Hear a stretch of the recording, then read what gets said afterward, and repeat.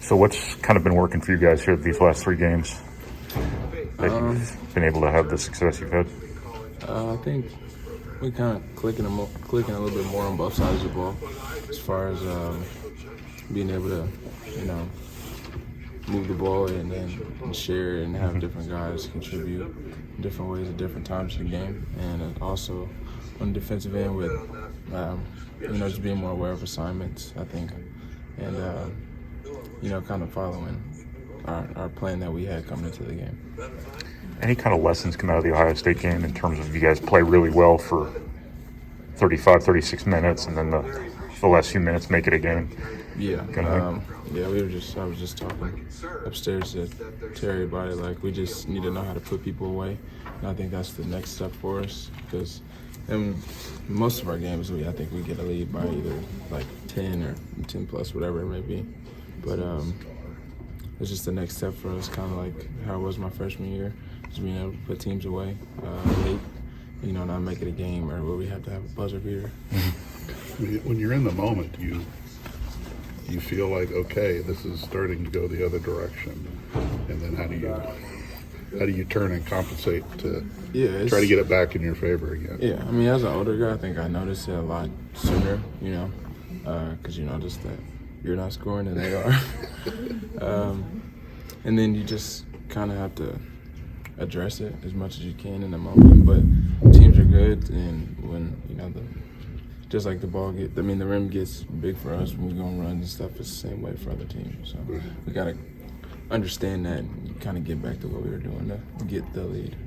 Was that 20, right? Right. 20. Was that your experience coming through on that last play, not panicking when things went haywire?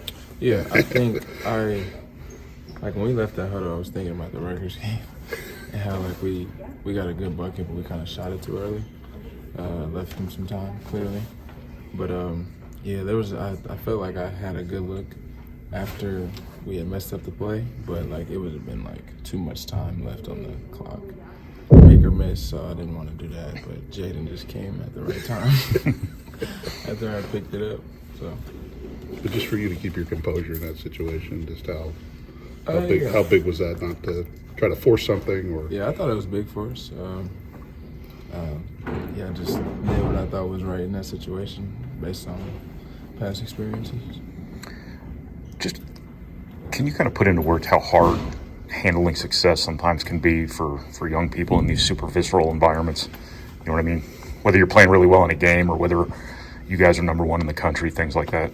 Yeah, that's the type of stuff we talked about before. Like when we went to Iowa, Coach Les was just like, they're not storming the court. Like nobody else is storming the court on us this year. We can't have that.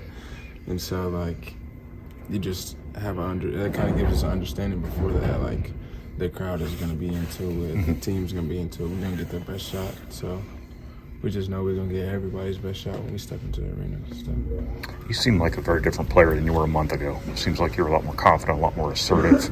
What's sort of going on there? I think early on in the year I just kind of got caught watching the game a little bit, instead of trying to make a difference, which is, I think it helped us a lot the last couple games, especially in those late tight games. Just me still having confidence in being assertive that I can, make plays and stuff.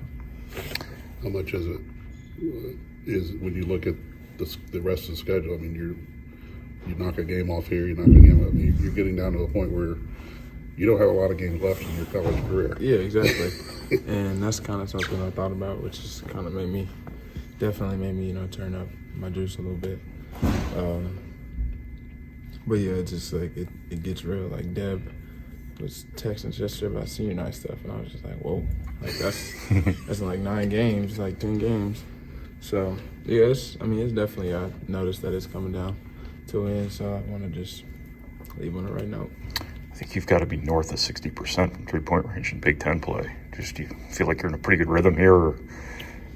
Yeah, I think so. As far as just having confidence in, letting it go and taking good wins. I don't think I've tried to take too many bad ones. I know in the past I kind of might rush it or something like that. But, I just think taking what the defense is giving me is making me play better.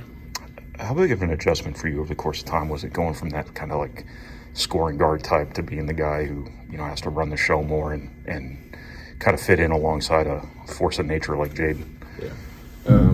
Yeah, I mean, definitely you just kind of have to. I feel like I played a lot of basketball in my life, and I feel like at this point in my career I kind of know how to channel different ways that I like to play or ways that I've played and whatever it may be. So I feel like right now I kind of got it on the right channel as far as being able to play with dudes like Zach and Jade and Travion. Not everybody, pretty much. Because everybody's so good and everybody can do things themselves too. And yeah, you just kind of got to know how to channel it a little bit. Big part of the game against a big part of the game. Ohio State. Yeah, Ohio State. So sorry. You had a big steal that led to call it a dunk. Do you think that you've improved defensively over the season? Yeah, I think I just have a quicker step now on defense because it's like we were talking about. It's just kind of urgent at this point. And you gotta do what you can. You play as hard as you can, and that's really all I've been trying to do on the defense side. Have you been guarding more off the ball here lately when you and Isaiah start together? Yeah, because definitely the size stuff, but also just matchups and who's been at the 2 guard and stuff like that. I thought I started off on Branham the other day, but he kind of moved off of him. And that was a little frustrating, but it was just the way the different lineups were in the game and who Liddell causes some matchup problems, so which we tried to take advantage of with our size, but yeah. Is it a lot different for you when you're guarding off the ball as opposed to kind of jamming the one? Yeah, I think it gets me into the game a different type of way. Like with the jamming situation, you just in somebody's face immediately. So you doing that the whole way up the court, and that kind of gets you going. But sometimes when you're guarding dudes on the wing, they may not even be a part of a play, 3 plays in a row, and then the next play is for them. So you kind of just it helps me stay on my toes a little bit more, and it just allows me to help other people as well on the court in different situations too. So I'm cool with that.